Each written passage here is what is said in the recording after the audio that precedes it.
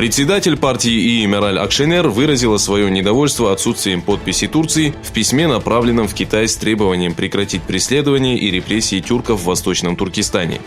Обратившись к власти, которая предпочла сдержанную позицию по данному вопросу, Акшенер призвала не оставлять тюрков без поддержки. В Стамбуле проходит 11-е Всемирное братское собрание выходцев из Восточного Туркестана. Открытие программы, которая продлится 4 дня, было организовано в Центре культуры и искусства округа Зейтинбурну.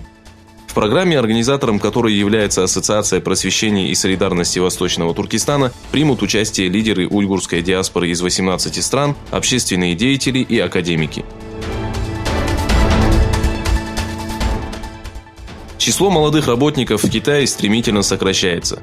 По сообщениям информационного агентства Reuters, такие ограничения, как контроль над рождаемостью, привели к резкому сокращению молодого работоспособного населения, что может оказать серьезное влияние на развитие китайской экономики в будущем.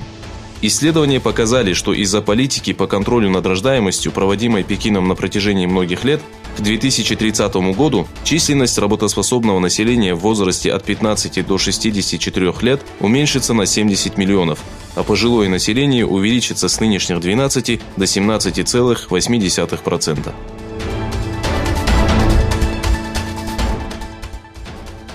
По неизвестным причинам, объявленная ранее Пентагоном пресс-конференция, посвященная ПВО С-400, поставка которых началась вчера, была отменена. В первом заявлении Пентагон сообщил, что пресс-конференция, посвященная С-400, начнется в 6 часов 15 минут по турецкому времени. Кроме того, высокопоставленные представители НАТО сообщили агентству AFP о важности и необходимости координации вооруженных сил внутри Альянса. После сообщений о начале поставок в Турцию первой партии комплектующих С-400, вызвавших интерес всего мира, Турция стала 4-й страной, которая приобрела российские зенитно-ракетные комплексы. С другой стороны, Турция стала первой и единственной страной в мире, имеющей на вооружении американские «Патриоты» и российские С-400. С-400 способна уничтожать любые виды пилотируемых и беспилотных летательных аппаратов, а также крылатых и баллистических ракет. Правительство США одобрило продажу Греции вертолетов MH-60R на сумму $600 миллионов.